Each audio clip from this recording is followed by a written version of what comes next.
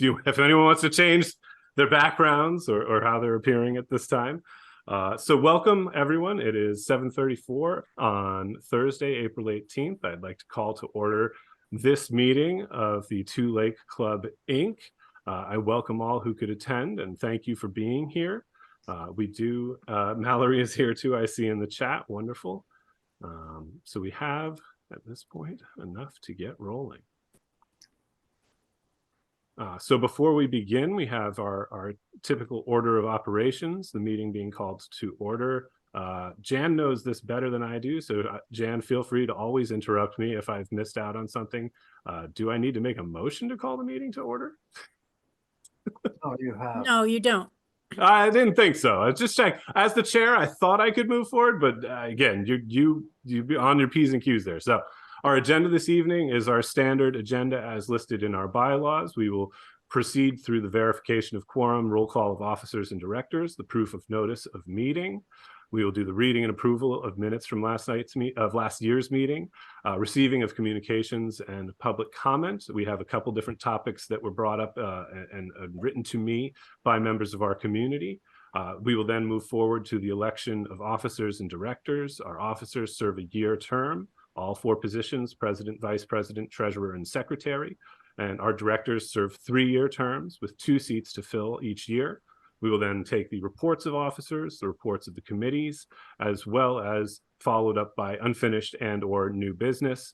And that at that time, presuming there are no other topics for discussion, we will adjourn for the evening. So for verification of quorum, I have in taking stock of the presence of our board members and officers, in addition to the proxy votes allotted to the board, as well as the members of our community attending and the proxy votes allotted to them, I can confirm that we officially have a majority of our community represented and are able to conduct business this evening.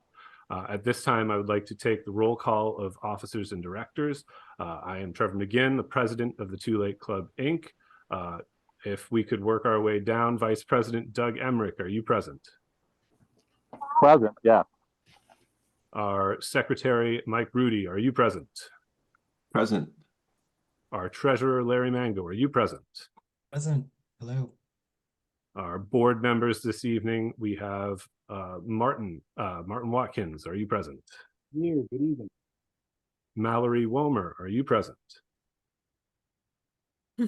Present via the chat. Sheila Smith, are you present? Yes, present.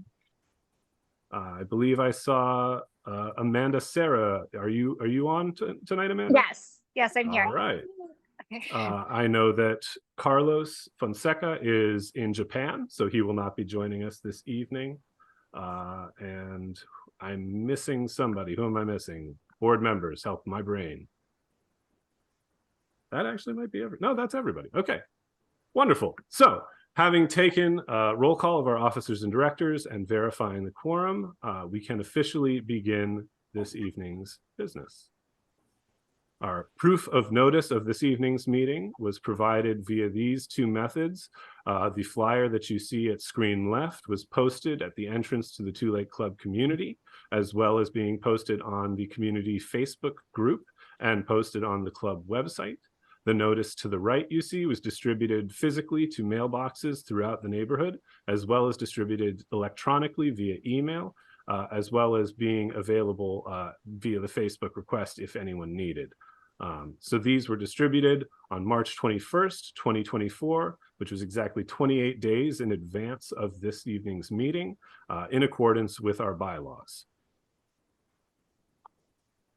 So at this time, I would like to hand things over to Mike Rudy for the reading and approval of last year's minutes. Mike, if you want to just take us on the crash course through. Sure thing. Evening, everyone. So last year's meeting was held on April 27th, 2023. And I'm just going to do, as is the tradition of the Two Lakes Club, I will now read through the minutes, and then any questions, or if not, we can go straight to a motion to approve. So The annual meeting of the Two Lakes Club was held by a Zoom video conference on April 27th, 2023. The following are the minutes from the meeting.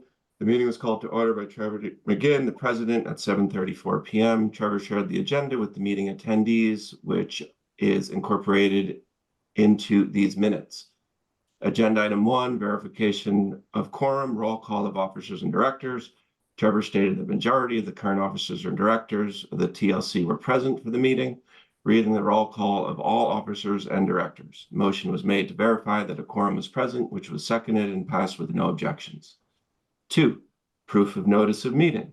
The meeting notice, which was provided by email on March 27th, 2023, was shared by Trevor with the meeting attendees.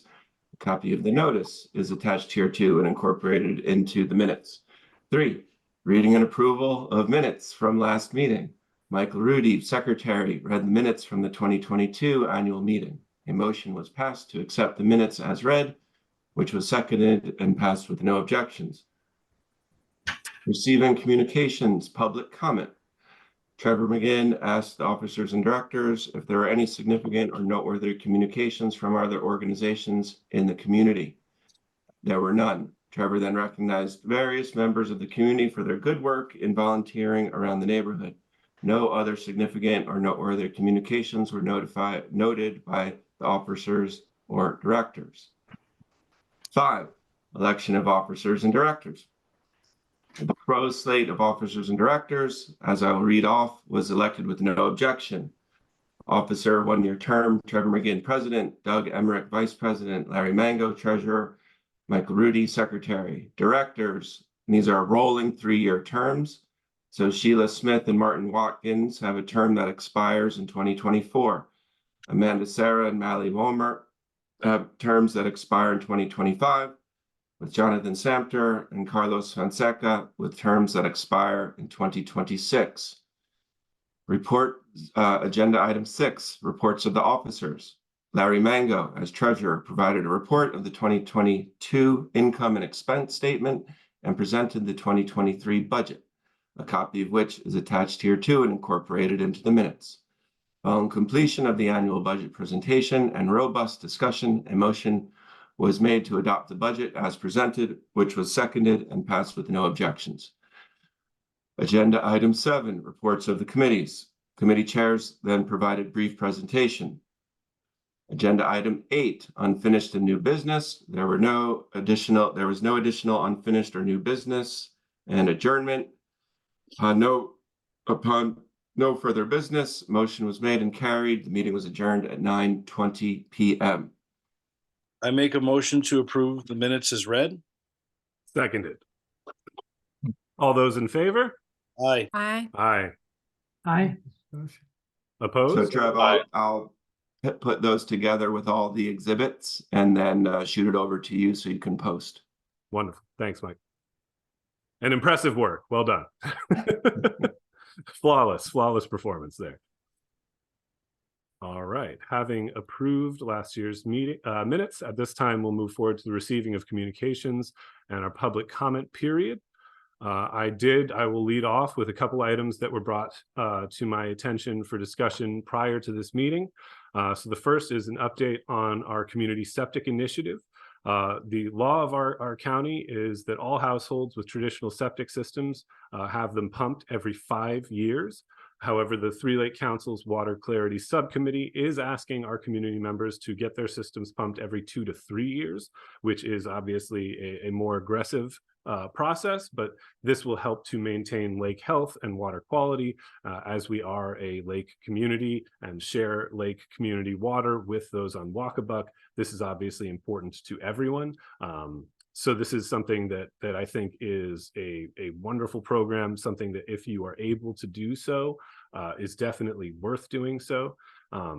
We in the Two Lake Club definitely have given support to this process, but at the same time, I do recognize it ain't cheap. So, you know, if you're capable, if you're able, if it fits your budget, A more aggressive pumping schedule is wonderful, but at the very least, if you have not had your septic pumped since 2019, or especially if you can't even recall the last time, perhaps that your septic system was pumped, then it would be great to get it pumped as soon as possible.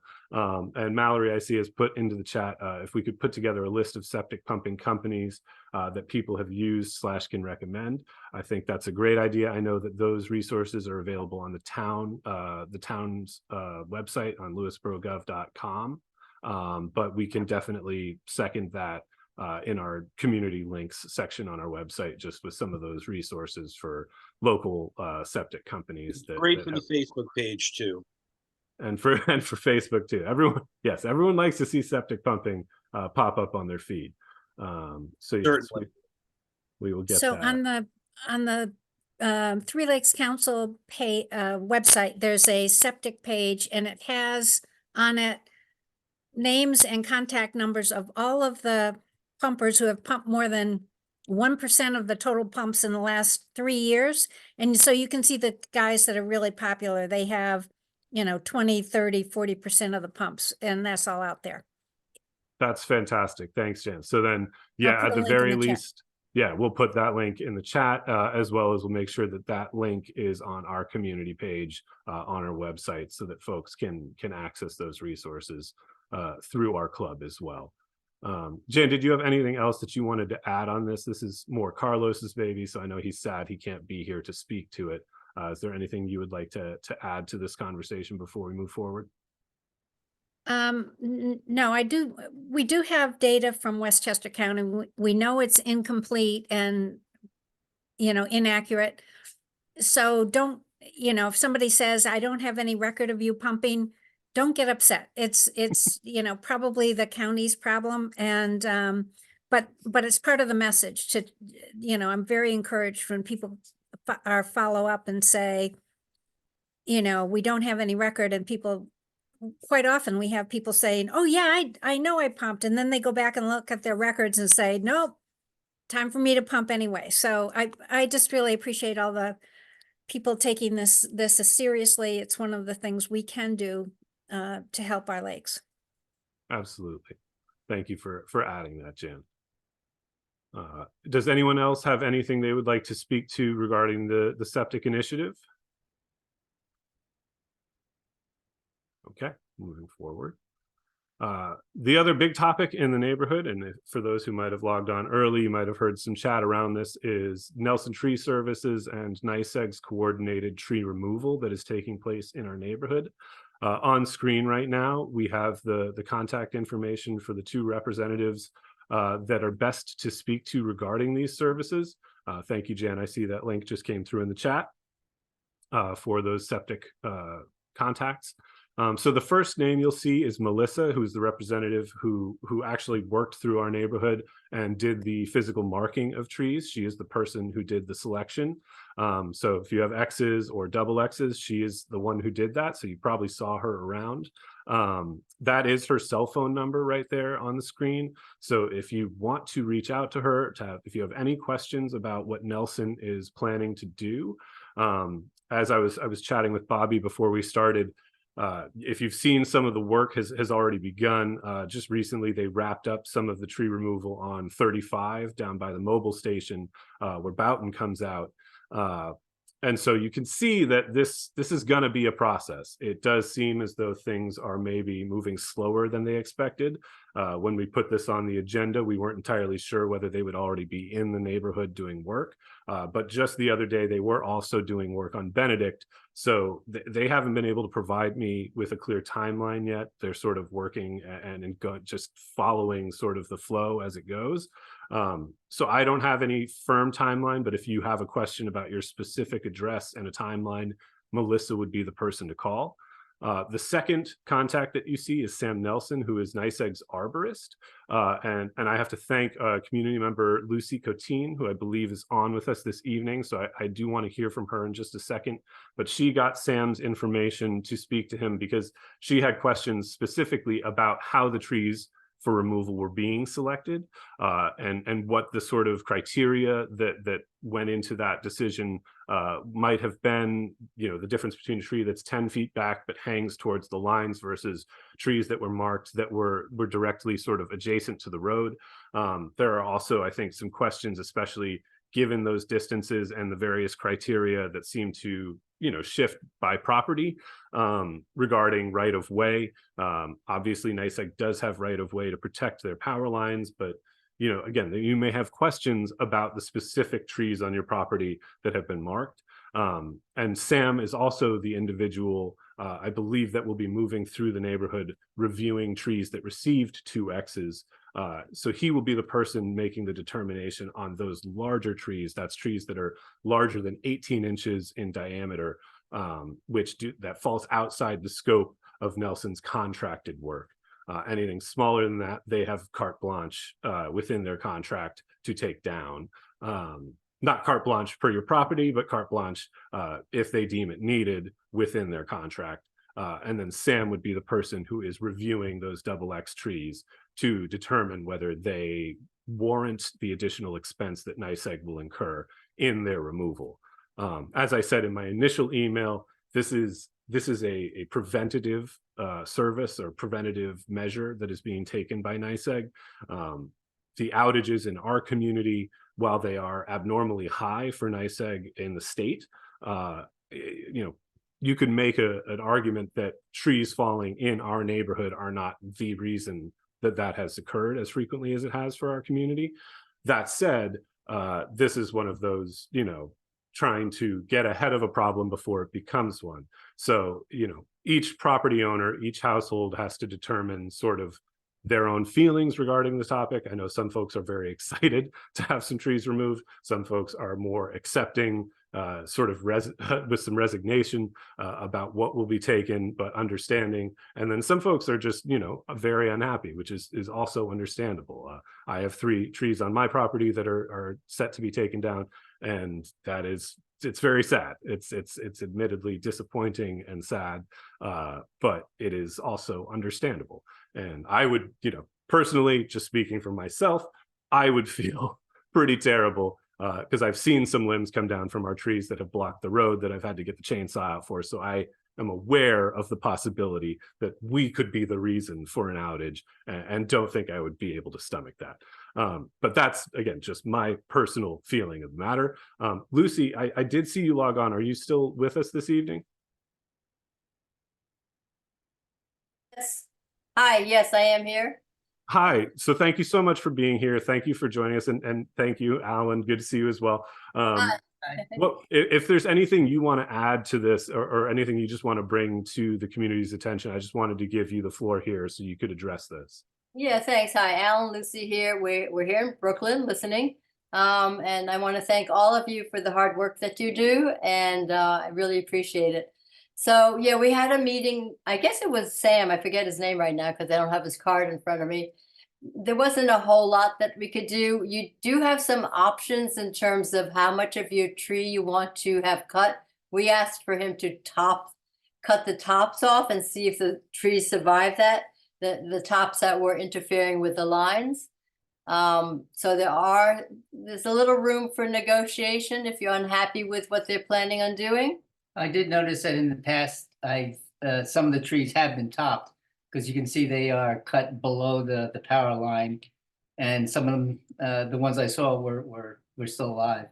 Yeah, so I asked them to do that, and we'll see what the result is. If they die, then I guess that's the next step.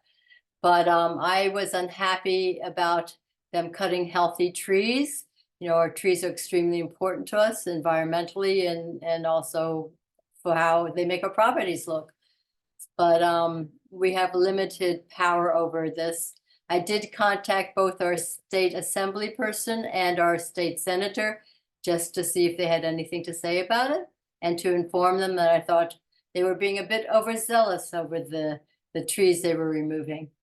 But they apparently do have the right now to cut the trees that they feel or sense will interfere with the lines. Well, he said the criterion was the same as it has always been, that the 10-foot criteria was the criteria, and he did not really respond to an argument as to really evaluating which trees would do the most damage falling or had more possibility of falling. For example, trees that were further than 10 feet that are overhanging the tree and the lines in a more intimidating way. Those aren't even being considered. They're going strictly by the 10-foot distance. And on further questioning of him, he emphasized more the point that the 10-foot was so that they could work on the lines. Now, in many cases, 10 feet is not needed because you can reach it, easily, say, from the road or whatever. There's nothing blocking it. But they're pretty much using that as the criteria to remove lots of large trees that look very stable, and they just happen to be within the 10-foot line. They're not going anywhere. The ones that are perfectly erect, and it's the main trunk that's 10 feet away and has nothing to do with the limbs falling on it. Those trees don't look like they're going to fall over, and they don't have limbs that will fall. But I think this is due to whatever pressure they have.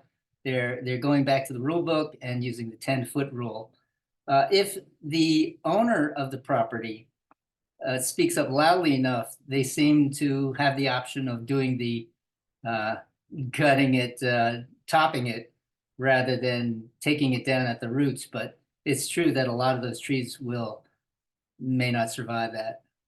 Yeah, I pointed out, I thought it was kind of arbitrary because some of these trees are very healthy looking and have not been shedding limbs, whereas there may be a tree that's set back slightly where a large limb overhangs the wires. But as Alan was saying, what we learned was part of it was also for the ability to do maintenance and to get at the tree. If the tree is too close to the wires, it's hard for their workers to get in there and do the necessary maintenance. So that's as much of what they're looking at as the fact that a limb may be overhanging the wires. And the way I looked at all the different marked trees along the whole area, I walked the entire the Three Lakes areas and looked at which trees were marked. There were a lot of trees that were not marked that looked like they were much more dangerous to the wires. And They were set back. right, for various reasons.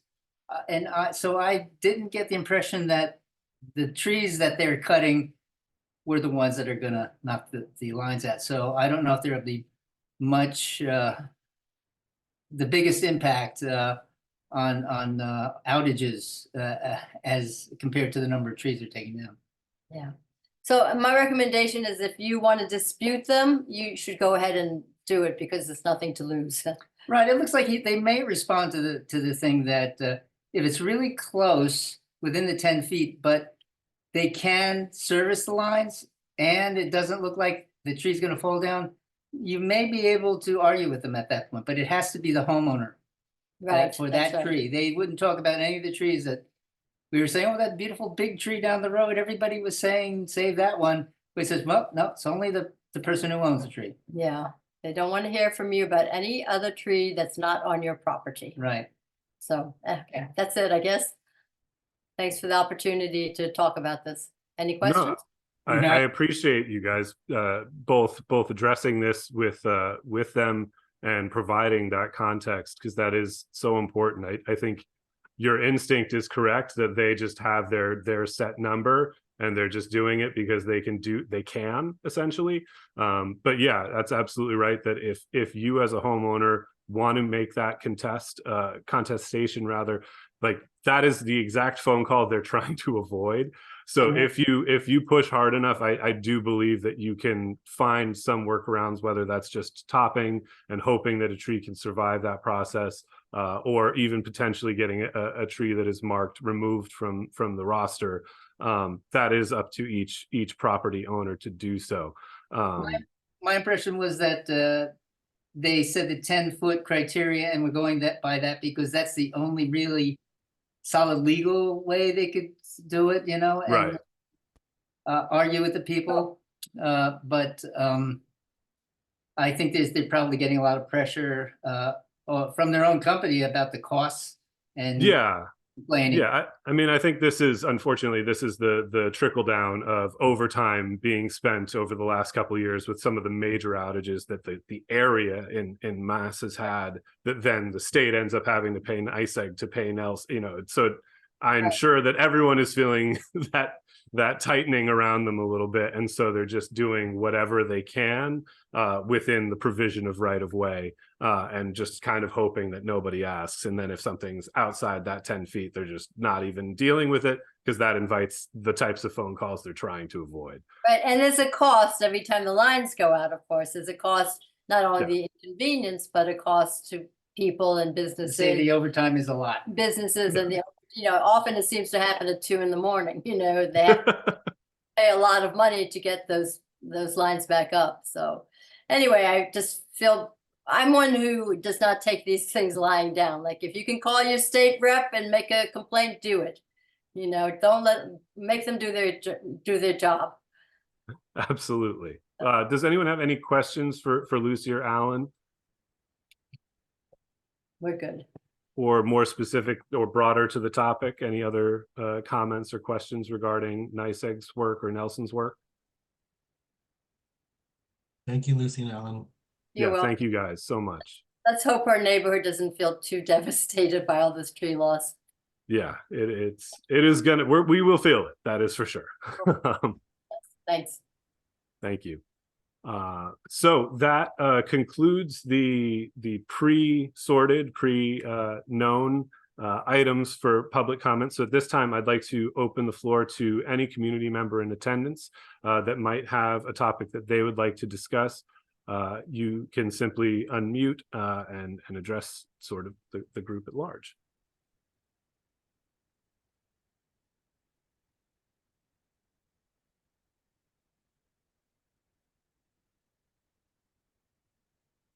Letting it sit for an uncomfortable amount of time to ensure that no one is scrambling for an unmute button, but I am seeing and hearing nothing. So with that said, we are going to continue forward with this evening's meeting. That will conclude our public comment portion of our evening.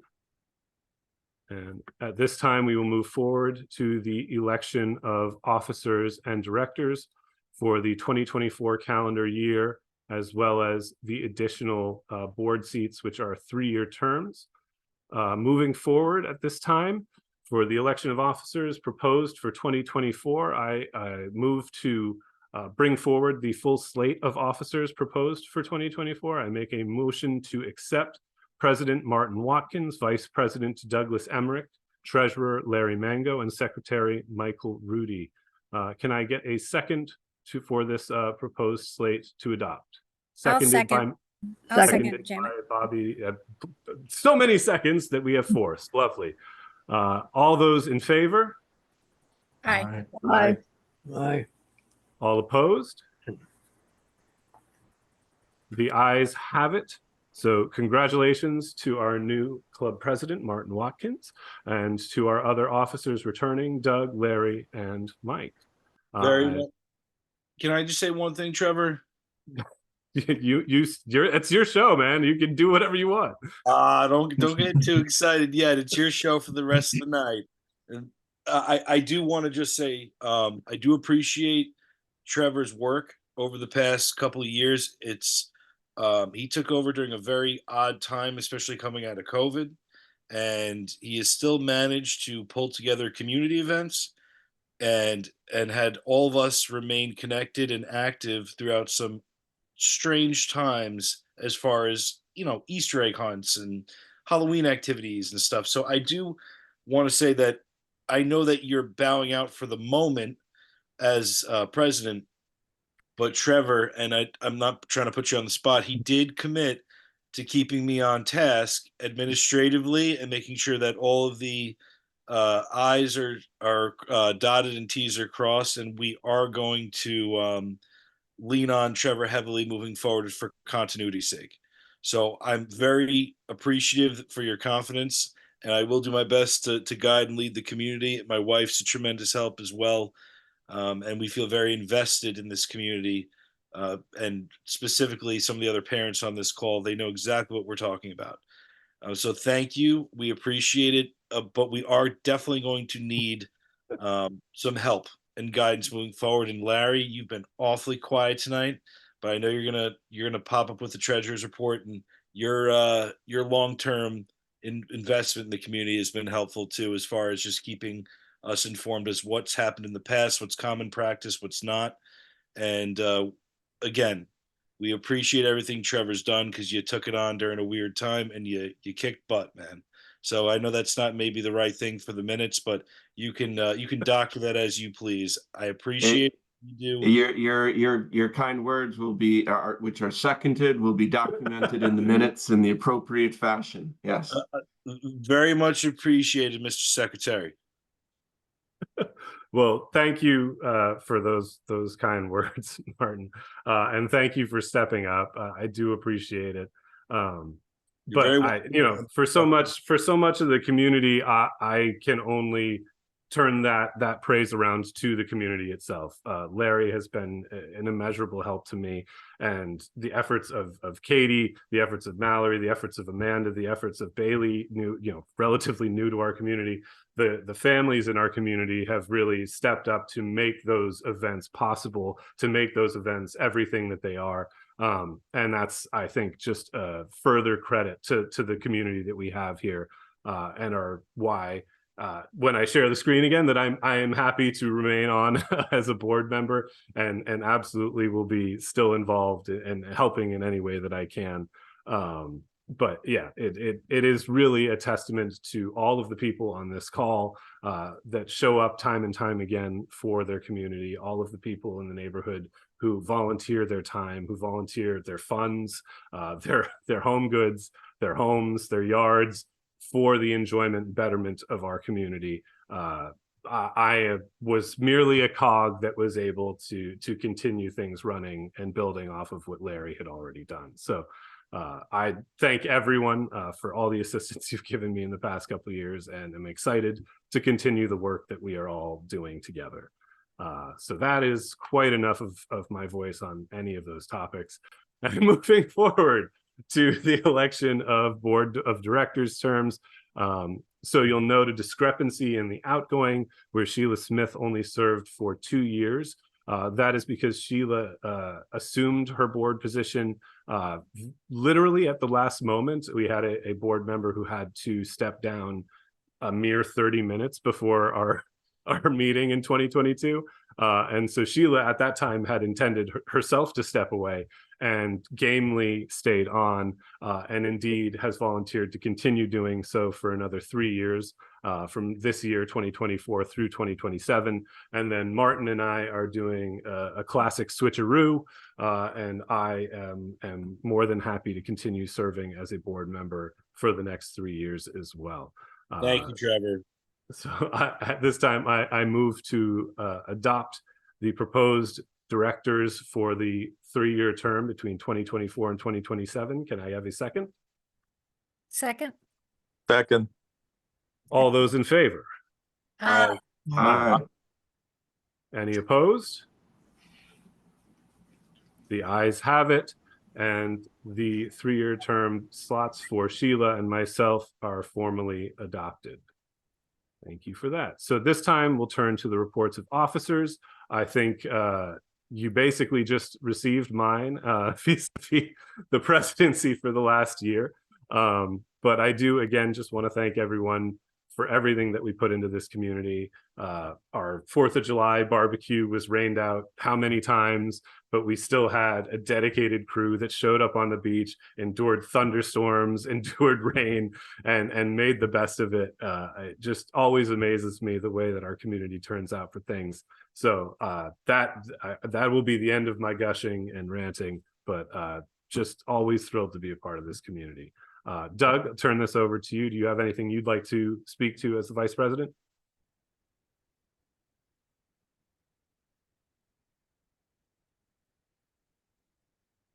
I've seen Doug log off and on a couple times. He may be having trouble hearing. We'll circle back. No, Mike? yeah. Oh, there No, we go. Nothing on my side. Okay, thank you, Doug. No, sorry. All right, technical difficulties there.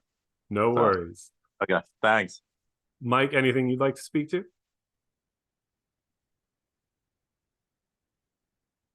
Nope, all good. All good.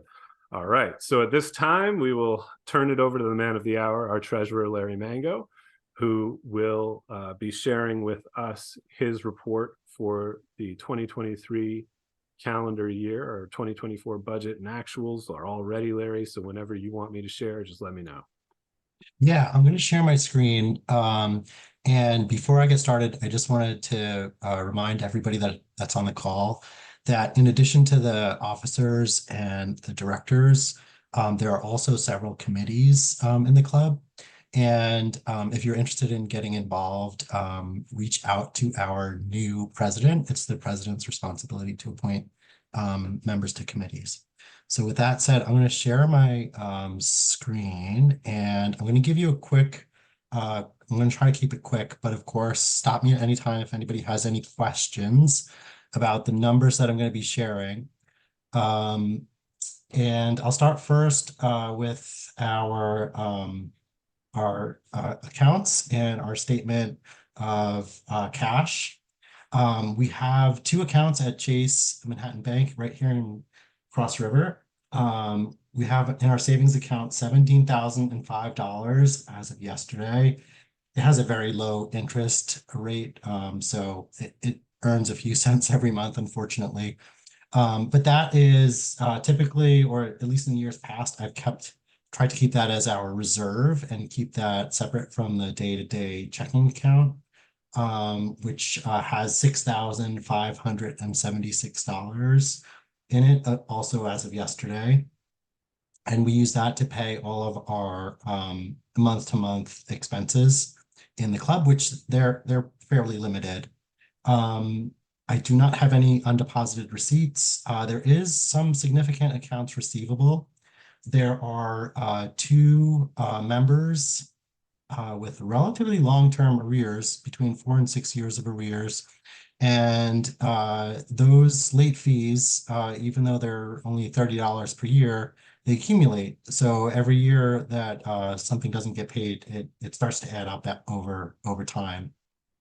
And then there are only about 7 residents or members who have unpaid dues from last year. And in all full transparency, one of those is my fault because there was a deposit check or a check sent in to me and I did not make the deposit on time. So I have to revisit with that member and try to make things right in that respect. But accounts receivable between those, I guess it's nine accounts, 9 members, totals just over $3,500. And then I have a couple of checks that I've actually just drafted that are not reflected in those numbers. We have our annual insurance payment, which is due next month. I've already received the invoice, and we have real estate taxes that are due at the end of this month, which are very minimal. And there's one expense reimbursement. So that totals $1,526 for checks that will be paid once they get cashed. And that leaves us with an overall balance on our balance sheet of $25,565. Thank you, Larry. One question, if you don't mind me asking, is there, with the change of officers or even pre-change of officers, is there any other signatories on the account other than you? Or are you the only signatory? Yes. I'm a signatory, Larry. Sorry, Marty. Yeah, It's Mike. Yeah, as secretary of the corporation, you are the gatekeeper for all signatory cards. So you're actually the more important one that out of any of us, even though people don't realize it. You are the most important person in this corporation. I do acknowledge that. I just want to know if there was anyone else other than you and Larry that were signatories, and if it made sense from a receivable standpoint and a deposit standpoint, since I am in Chase Cross River, which is, I'm guessing, the Chase that you're mentioning you're affiliated with or were affiliated with. I'm in there literally 4 days a week. So if it helps to add me as a signatory, Yes. If Yeah. our secretary of our corporation wants to add me, I'm Yes. happy to do that because I'm there often. So we actually have 3 signatories on the account. The third signatory is Trevor McGinn. And that's, I think it's good to have 3 signatories in case somebody should be unavailable. We always have a third that we can go to.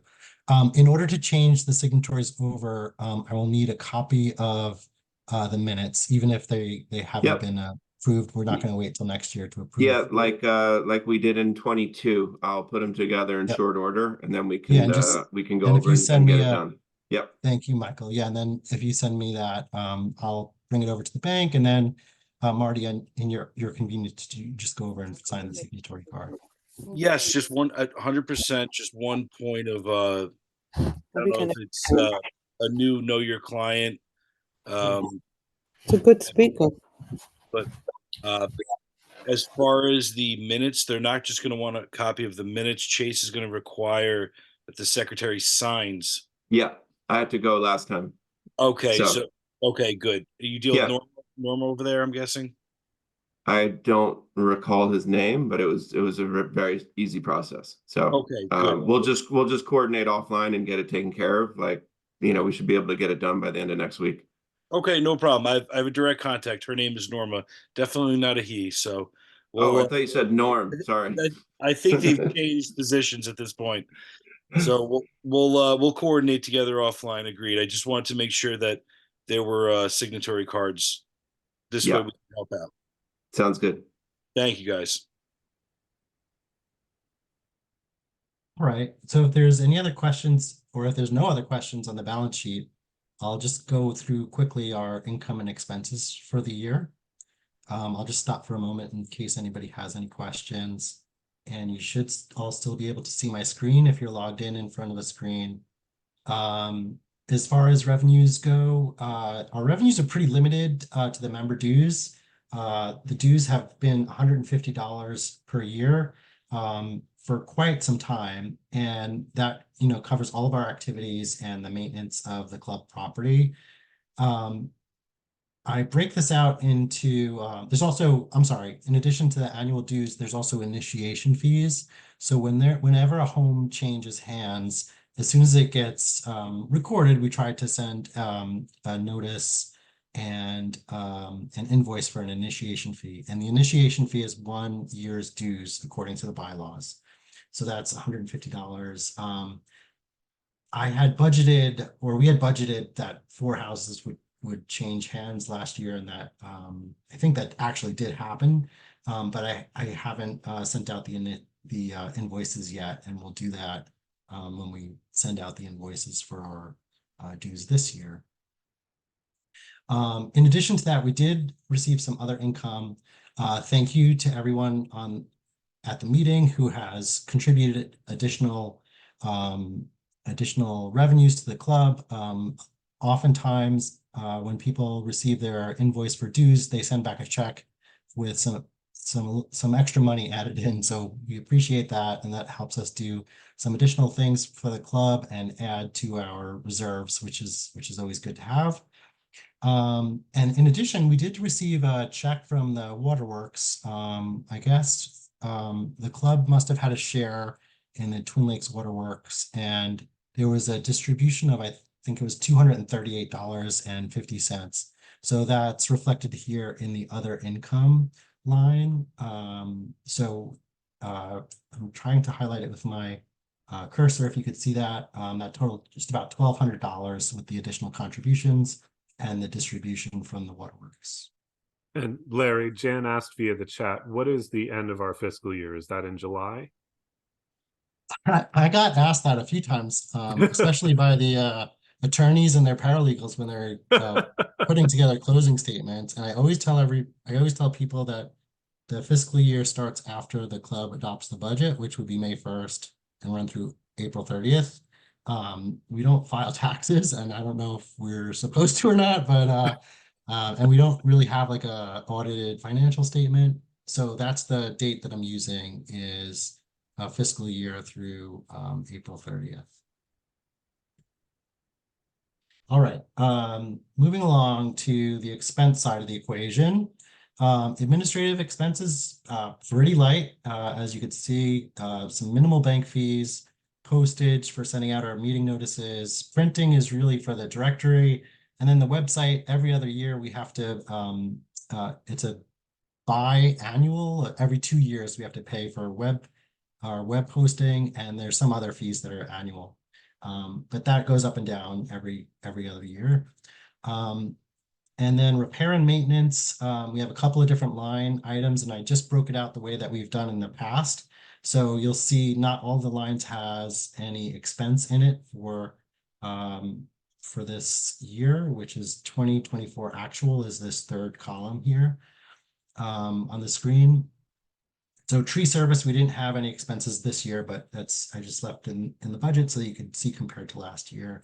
You can see our biggest expenses are for the swim area maintenance. That included, some runtime for some heavy equipment. But most of that swim area maintenance is a third party, C&D Underwater Maintenance, that we engaged to put down these benthic barriers by the boat launch. And they take them up in the fall and store them, and then they put them down in the spring. That keeps the weed growth down where we're launching our kayaks and canoes and so forth. And then they also, once a month during the season, they harvest all of the plants growing in the water. I don't want to call them weeds, but they keep the swim area clean. And then our other biggest expense is landscaping, which is really a lawn service. Keith Bauer is the person who's done it in the past, and he has a very low rate that we've bid out before, and maybe we should bid it out again. But he's done great work for us and really doesn't charge us all that much.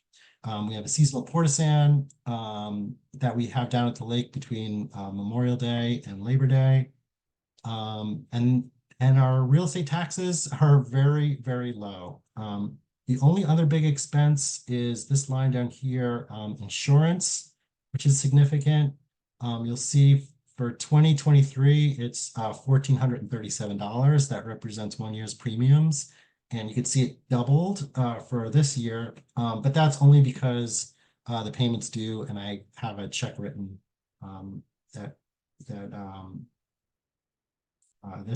this is really reflecting 2 years of payments. Real estate taxes, about $350 a year. And that's between the school. Larry, and the town question. I'm taxes. sorry not to interrupt you. Just a question on the insurance. Mhm. I didn't want you to get too far past it. Is the insurance just directors and officers coverage, or is that general liability and directors and officers? It's general liability and directors and officers. Awesome. Awesome. I think that's a good rate, actually. Who do we broker with? Lanza Insurance Agency. Awesome. I'm off of it. Great. Okay, yeah, local guy who I think gives us a good rate. Every couple of years, they have to send out an adjuster who I guess goes out and inspects the facility. So when they come around, they might require us to do some fencing work or put up some new signage or something if they see something is awry. Thank you. All right, so just scrolling down, we also have we're holding a lot of money for our annual bulk trash pickup. In the past, it's been between $2,000 and $2,500 a year, and they just in the past few years, our Carter only charges us a few $100s, so we'll take that. But I did this column that has the box around it in gray. This is my recommended budget for next year, so I'm holding that again in case we need it. And then we spend some money on our events, mainly the 4th of July picnic, but some other events as well.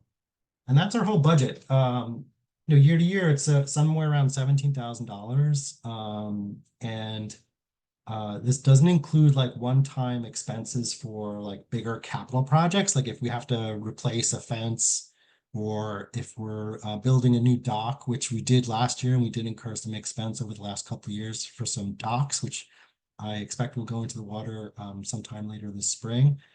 But that's about it. So the budget for next year is really more of the same. I'm just going to scroll to the top and slowly scroll down. If anybody has any questions or suggestions to make changes, we can talk about it for sure, and I'm happy to make any changes that the board and the club members suggest.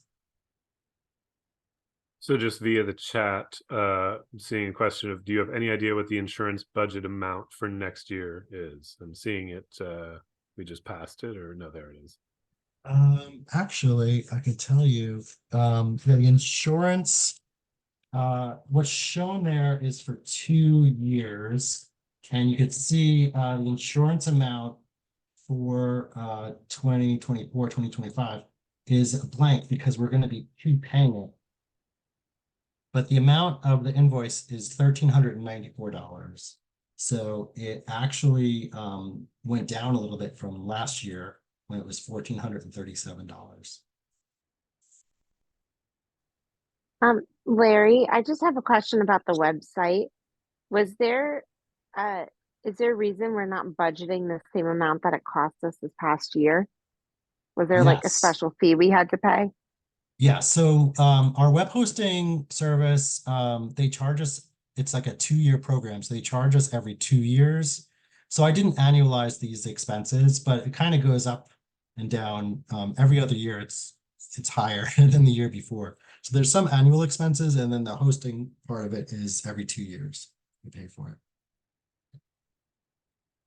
And we did add some additional functionality, like with our events calendar, things like that, to be able to keep everything in one place. That did, I think that was like a $30 sort of expense, but some incidental expenses to sort of get things up and running a little more smoothly. But I would also, given the way that our actuals for 2024 look, I would strongly encourage any families that participated in Easter, that went out of pocket for Easter's egg hunt, if they would like to submit for reimbursement for anything they may have spent, please, by all means. We have plenty budgeted there, and we definitely went under. So there's no reason to own that cost. That was a fun event for the whole community. So feel free to reach out to either Larry or I with receipts if you have those. Yeah, and the budget is supposed to reflect our priorities, and it is a priority to form a sense of, or enhance the sense of community that we already have. And I think having these events, whether they're formal or informal events, are really important.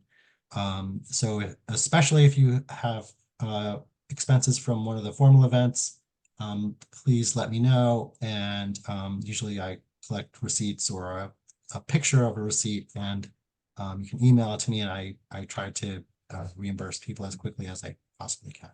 Very much appreciated on Trevor's end and Larry's end. I think that most of us who have kids in that bracket, we'll call it, I mean, we all just assume that that's a donation and a part of being, a part of this community and stuff. So thank you very much for asking for all of us to submit receipts. But I think we're pretty much all tapped out on receipts. Other than having to buy a huge load of meat or something for the 4th of July party, I think most of these smaller functions, we just assume that we take that on as good community members. So thank you for offering. I think we're all probably good because we've all kind of spoke as parents. Okay. Agree, Larry. I appreciate that. Does anybody else have any comments or questions? I do have another document it's not anything that's been approved, but I'd be happy to go over it if we have time. It's approaching 8:30. The other document is like a 5-year capital plan. It's usually been put together by the beach committee. We reviewed it last year. There really haven't been too many changes to it. I'm gonna offer to Martin and Trevor if you want to cover that, or if you want to pass it off to the beach committee to in charge of. Well, this is awkward. Well, I sort of at that point, I think I would actually just turn to Sheila. Jan would like to see it. I think we do have time. And Sheila, you'll be speaking to the beach committee if we want to just jump ahead a little bit here.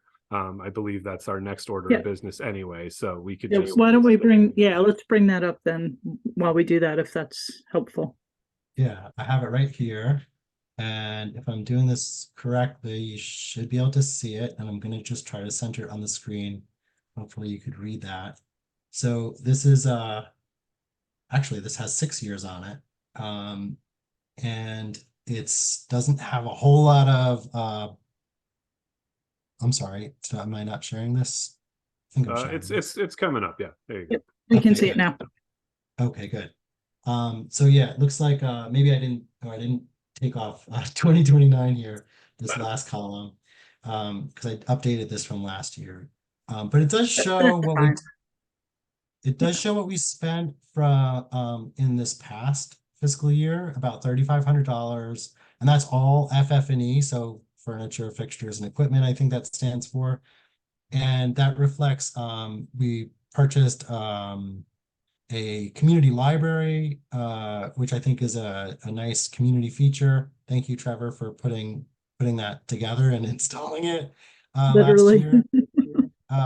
We also acquired some colorful Adirondack chairs. So thank you, Jonathan Samter led up that effort to find the best quality and good price, and I think he succeeded.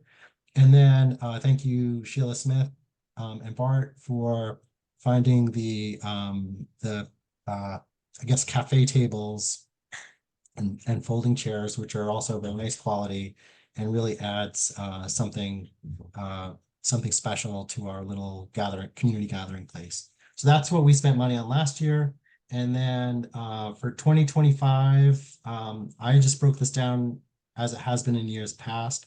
Improvements to the beach club, improvements to the boat racks and launch, improvement to docks, parking lot, driveway and field, signage, FF&E, which we talked about, fencing, and play set and recreation equipment.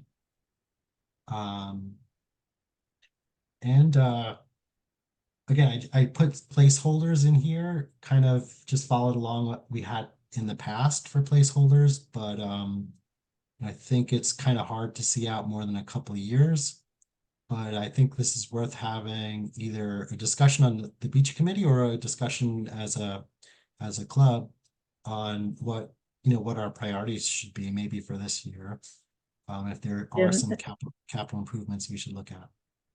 Yeah, and I don't know how long we're planning on going this evening for. I think in terms of the beach committee, if I stay on that, obviously that's the new president's decision to make.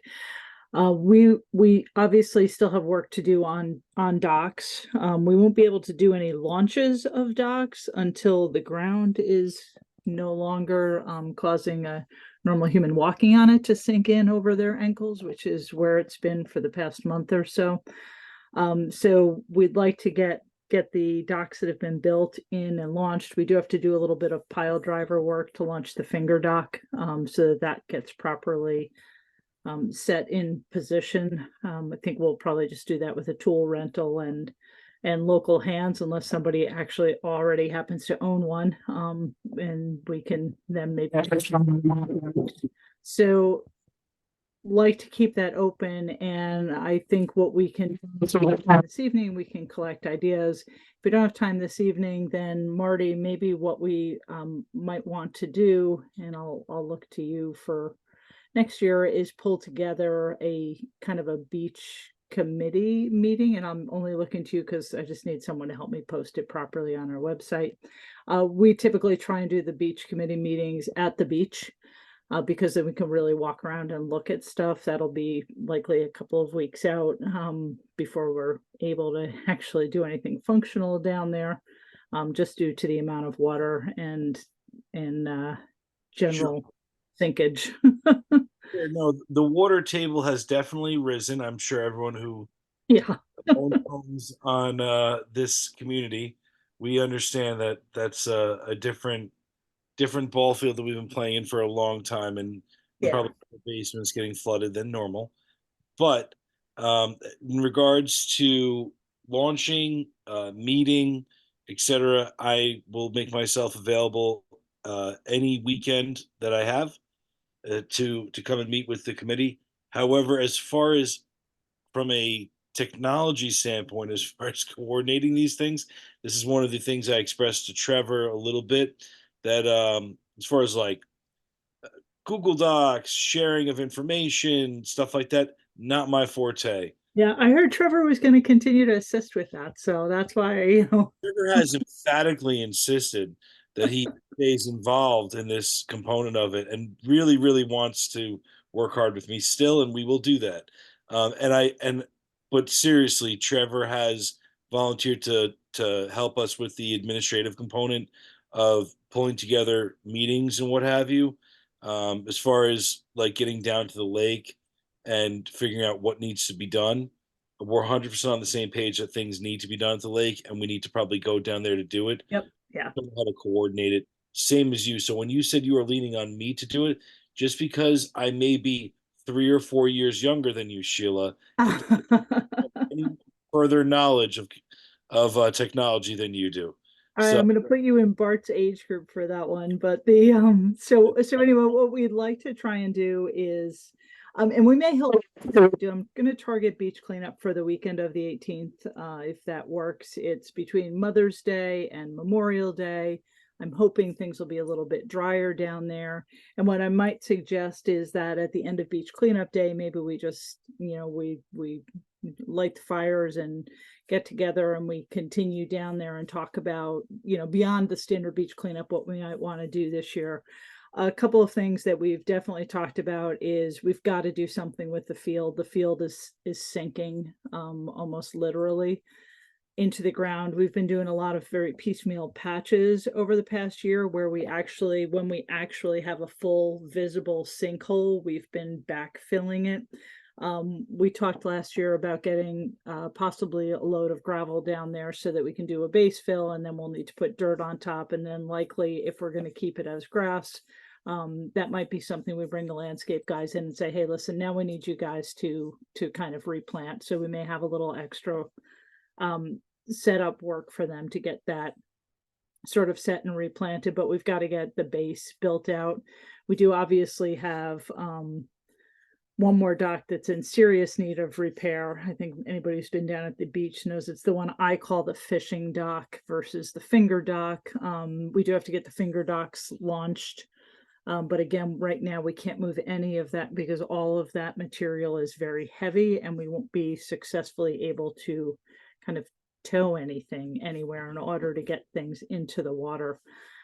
So those are a couple of the big ticket items, but I think really getting that field straight so that people can somewhat safely play volleyball over there. We do have a net we bought last year. We have balls, we have sets, we have badminton materials, but it's a little bit of an ankle turner over there right now. So I think looking at getting that field straight. The driveway is a bigger project that I don't know much about, so that I'll lean on people who do know a little bit more about what needs to happen to get the driveway back in good shape again. I know it's I think that, Sheila, between myself and Larry and Bart and everybody else involved, we can figure out the logistics of the driveway. And the field too. I think those two things are kind of like a team that's set up down there. So that would be perfect. If yes, I would totally agree with you, and I think you made the right point that there's a lot we can talk about on Zoom, we can talk about on the phone, but you're right. The right move is to go down there on a weekend and just take a walk around and figure out what needs to be done and report back to the board appropriately and make recommendations. And I think that's exactly what we'll do. The only thing I'll cancel you out on here is the 18th. I'm going to be away that weekend. Okay. I will make myself available any day of the week, anytime, weekend, whatever we need, and we'll get down there. So perfect. Yeah, and I'd like to get you. I'll say this in the. I'd like to get that group you just named, Marty, down together at the beach. So I'll let maybe I'll have Bart reach out to you and to Larry because you three talk on a more steady basis. And the three of you can maybe coordinate, and anyone else in the community, obviously, that is interested or has knowledge or wishes to get involved in that. I think it's helpful, you know, Jan, from the perspective of what we're doing and whether it's right or wrong for the lake.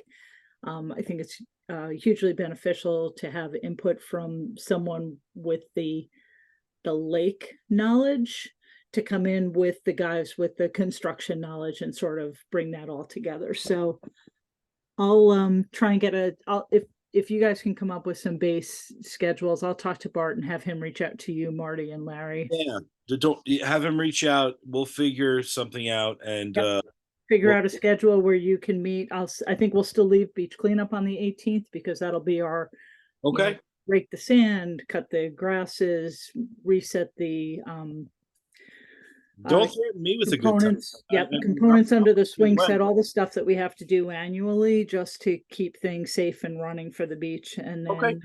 we'll do the big stuff on a different schedule because, as you know, Larry was saying, the 5-year plan, we know we can't accomplish everything that needs to be done in year one, but we do want to make sure we do enough that we don't end up in a more expensive situation next year. Well, that's why we have a treasurer of our corporation that's going to keep us on track. So That's right. Keep us honest and on track. I'm confident. I'm with you. Thank you, and we'll be around whenever it's. I'll try and bring my partner Phil down too, so we can get some extra help too. Okay, perfect. Great. Bart, he knows. So Okay, and I just saw cool. a question from Jan. Jan, probably we would start it at 10 unless there's a concern on the 18th with starting then. And I'll get that officially posted out. Yeah, and Sheila, just, I think I already have what I need to put that together, but I'll get it Okay. on the calendar, email, etc. Thank you. And in addition, I think we'll probably, if we're settled on the 18th, I'll shoot to have the Portasan down there for that date, to be sure that way folks don't have to run back home if they need to use the restroom. Okay, great. Yeah, I think the 18th it's the most, looks like the best weekend in May in terms of there's not a other significant event going on that Right. weekend. I think the 4th is too early. I think everything's going to still be too wet.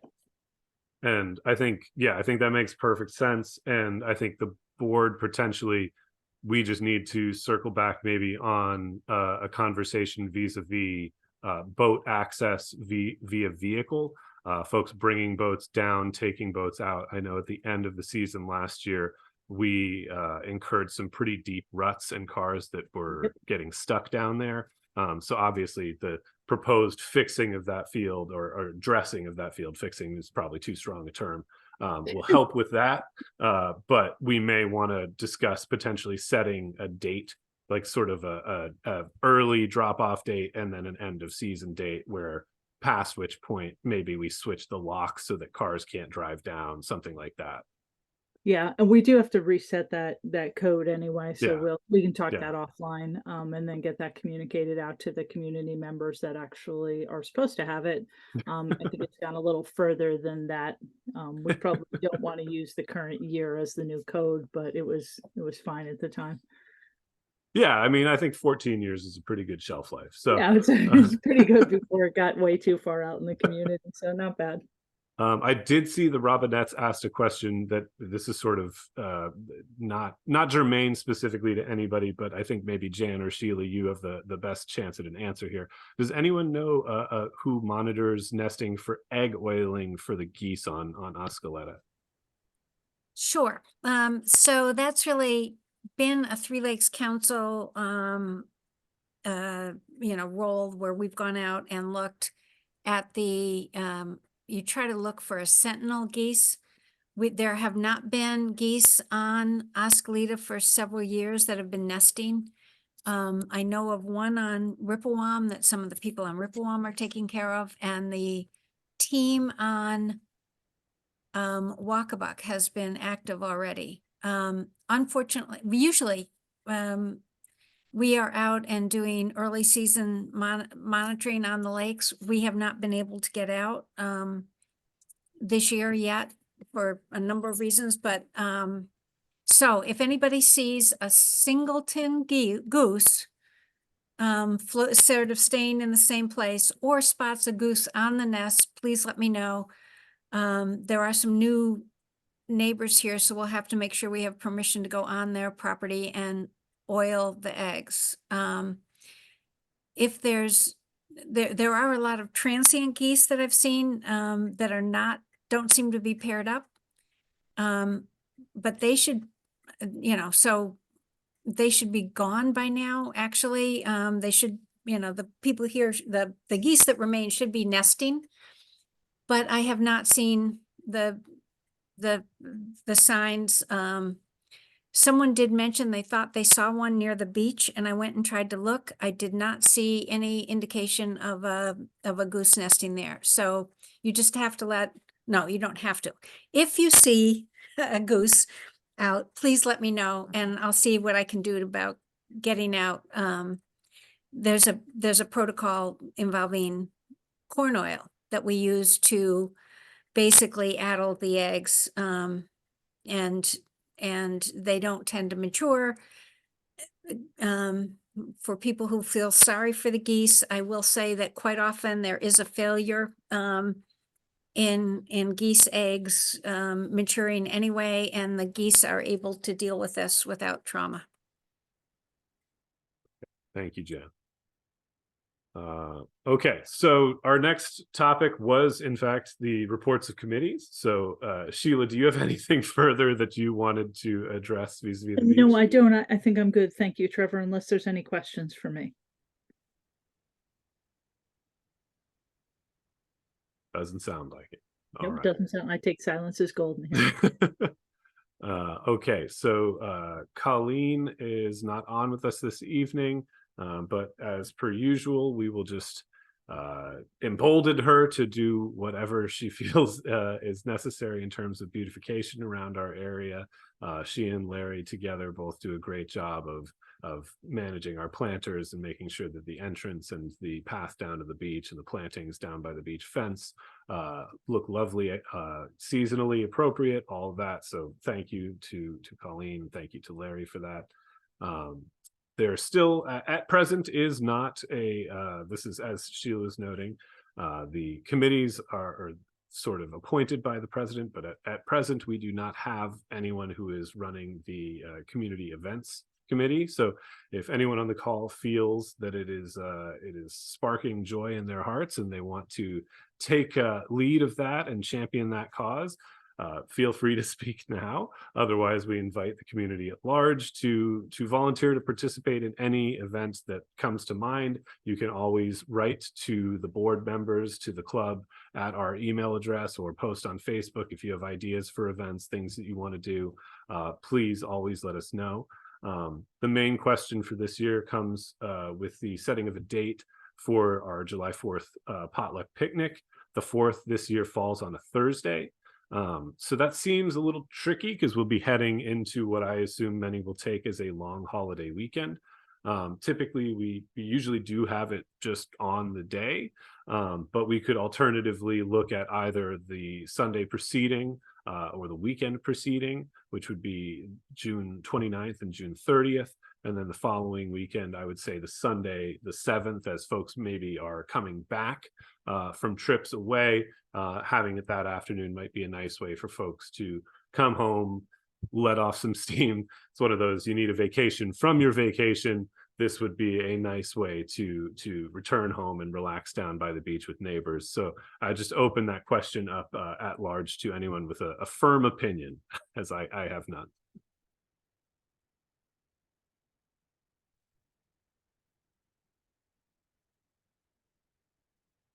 All right, so I would propose that tentatively we adopt Sunday, July 7th as the date for our potluck picnic to try and ensure attendance. Does anyone feel strongly opposed to that proposal? Sounds good to me, Trevor. Thank you, Mike. All right, so tentatively set for July 7th, a Sunday. And hopefully this summer will not grace us with the sheer amount of perilous thunderstorms as we incurred last year. Beyond that, in terms of community events, we will look to resume our Fire and Ice, our Friday evening socials. To any and all community members that wish to host one, it is the simplest, easiest thing in the world. you pick a theme, as Larry has begun doing, which I love about it, is you pick a theme, whatever it is, whether it's a rosé all day, whatever, and you basically show up with a bucket and light a fire and have a good time getting to chat with your neighbors and getting to know them better. These are our most regular, our easiest going gatherings that we have, and I think they're something that's just really lovely and a wonderful part of our community. So I thank Larry for having spearheaded that this past year, as well as Carlos really taking the lead on that, and Greg Nickel as well. So thank you to you guys, and if anyone else wants to get involved with that, please just let us know. Anyone is welcome to host, and as Mallory says in the chat, yay, can't wait for more fire nights.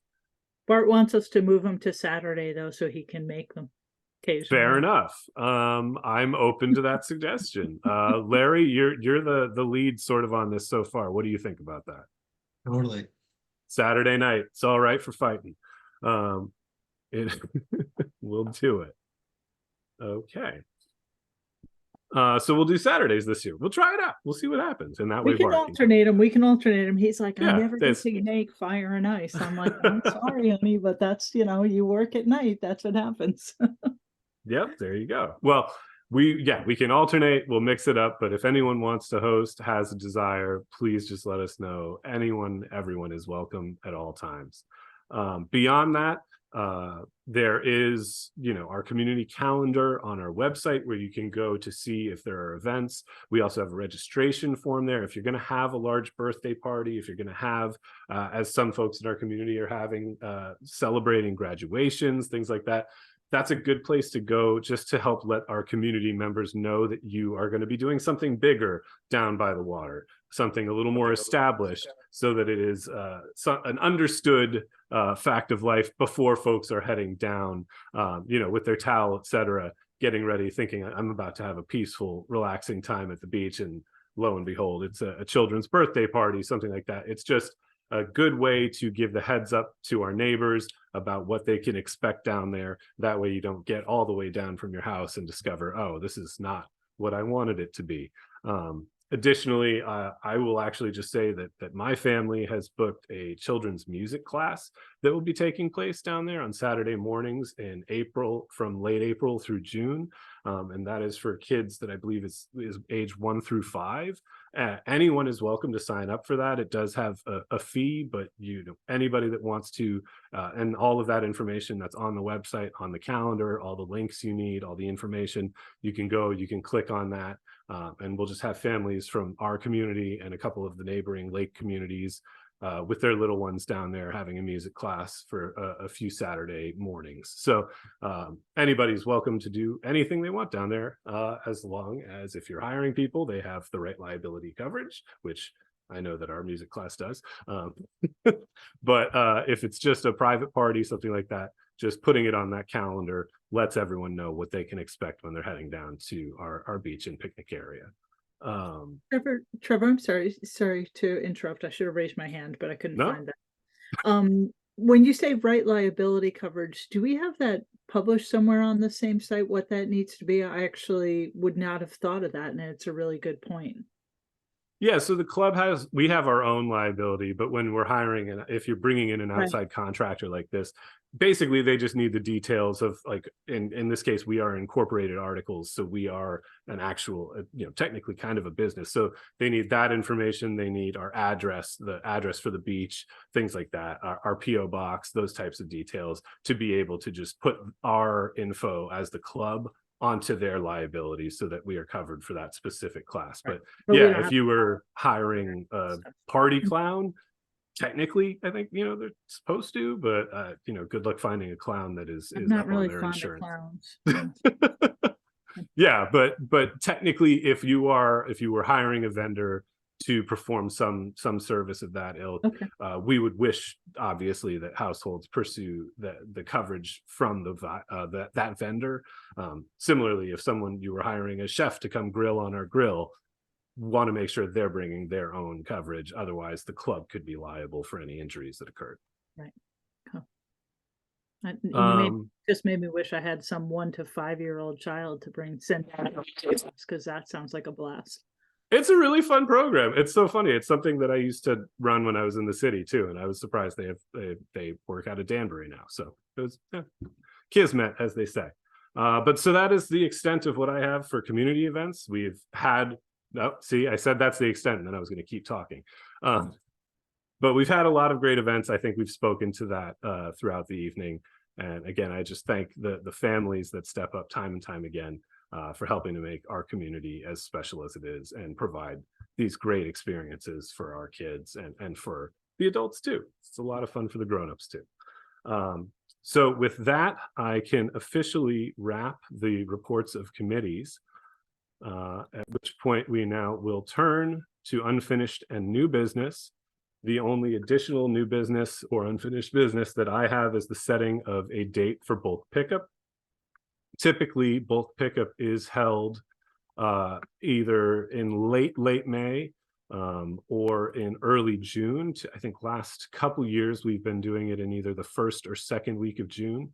Typically, our provider, Win Waste, whom, despite our feelings about their regular rates, pricing, etc., have been giving us a sweetheart deal for several years now. They can provide bulk pickup service for our community on Wednesdays. So the Wednesdays I see in June are the 5th, the 12th, the 19th. I think my intention would be to target the 5th, and then should that not work for some reason, then we can push to the 12th. But the idea and goal being to try and knock this out before we start summer in earnest.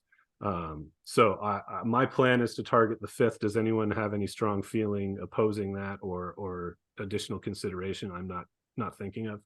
Can I just throw an additional consideration? And Mallory, this was on the proxy that I emailed over to you, and I don't know if you had a chance to look at it. But Mark had brought up the concept of doing a community tag sale. And I'm wondering if, I mean, obviously that's beneficial just before you do bulk pickup, so that, and I don't know if we need to discuss that as a community as part of a consideration for scheduling. Yeah, we had tried to discuss that for last year before the bulk trash pickup. Yeah, I And I remember think that. there was an event down at the beach the day that we thought maybe would work for it. And so that didn't work out. But then there was also just the logistics of trying to find a spot for everyone to drop everything off to sell versus. Yeah, I'm wondering if we need to do it in a single consolidated location. I don't know if it's worth discussing here or not. I'll kind of defer to you, Mallory, because you're pretty active on doing things like this. Not just have it advertised by the community and let people set up on their own property so that it becomes kind of a traveling tag sale, if you will. So we're not as a community dealing with what's left, and then do that. I think there was, I can't remember exactly what Mark put on there. I want to say I think like 10% or something. Proceeds or something. So I don't know if that's something of interest, if people would be, so that it's not a burden on anyone. I'd call it the Easter egg, the tag sale of Easter egg hunts. The burden is on the person to determine if they want to participate in the event, and then to take care of things themselves on their own property and put their things away, and then anything they choose to then put into the bulk pickup. I don't know. And I do remember the logistics last year. Now that you mentioned that, I do recall that got to be a little bit, because we tried to get people to get stuff to the lake, and I'm just not sure. And then on the other hand, I don't know if people are going to want to deal with it on their own driveways, but maybe they have a neighbor who doesn't mind, so if I'm at the end of my driveway, yeah, I'll, anybody who's in my immediate area who wants to just say, hey, Shayla, you run it at your house. I don't really feel like doing it, and you're going to be sitting outside anyway, so sell my stuff too. But I don't know if we want to consider that as a community or not. So maybe that's something. Well, I guess we get feedback right now if we want it, and I don't know how you feel about having it not centralized.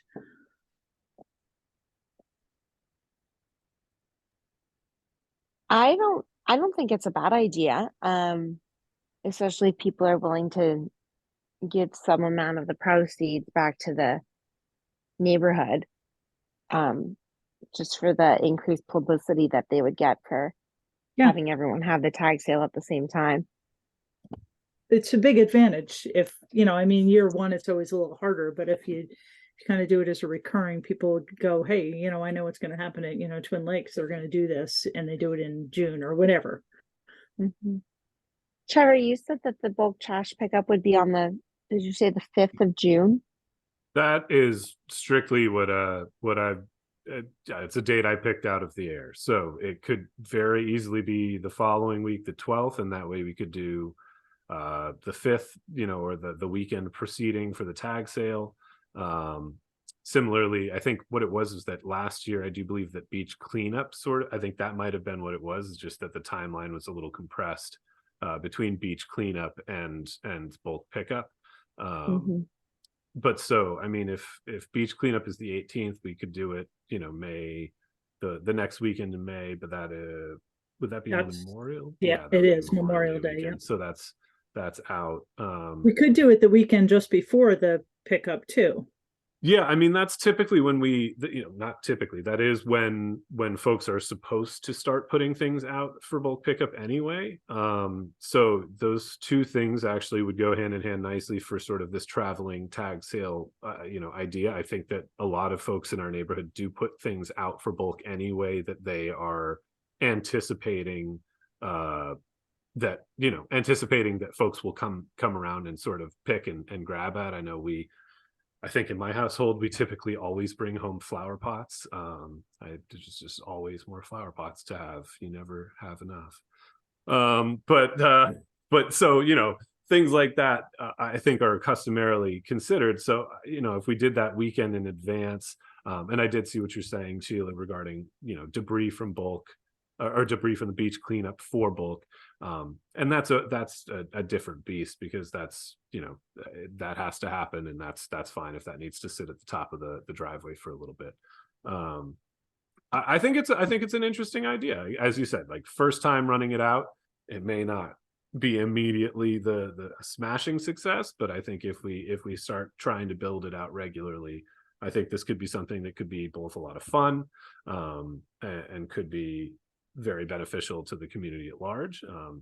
I think administering like a percentage cut for the club becomes very, I mean, it's honor system, obviously, as opposed to doing it in a central where people bring to us and then we, are the ones who provide that I would service. suggest they just say check for, $20 or whatever it is that it goes per back. household kind of thing. Yeah. Right. Well, yeah, it just whatever it is, and do what you feel is right. I feel like we have to trust our community enough for that. Exactly. Okay. Yeah, I think hey, it's worth trying. I think it's a fun idea. So I will gladly help pull some stuff together for that too.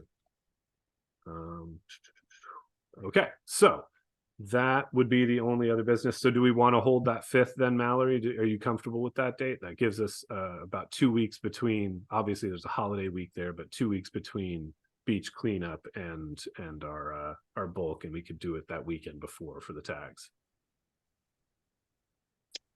I think that would work. All right, we'll give it a shot. We'll see. Okay.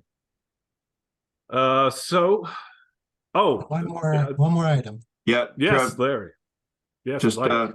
for the good of the order, just to circle back, we technically did not approve Close the budget. officer. That's absolutely right. Yes. Yes, we got waylaid by committees. So, Larry, could you just bring that screen back up for us, just so we can all have it in front of us as we make this decision?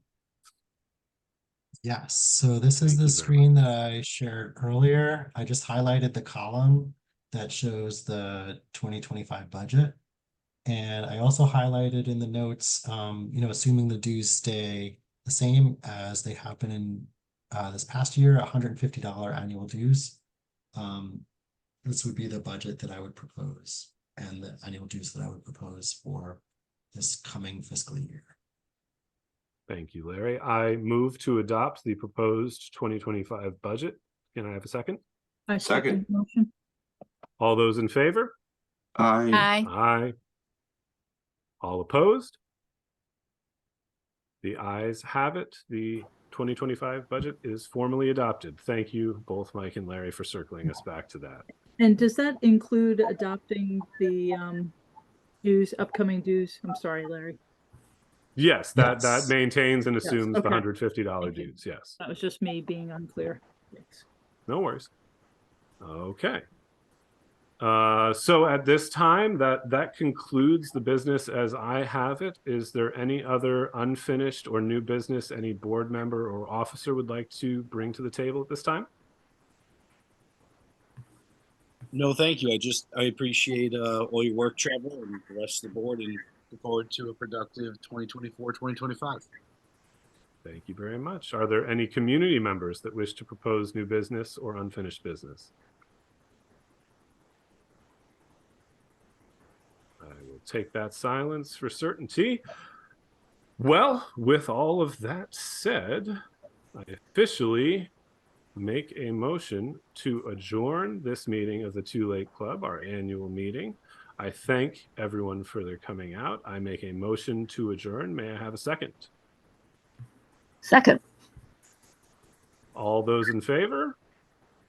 Aye. Aye. Aye. All opposed? All right. Good night. The Right. ayes have it. everyone. Good Thank night. you very much, everyone, for your attendance, for your time, for your thoughts. Have a wonderful evening. Take care. At this time, I will officially conclude the recording. Have a great night.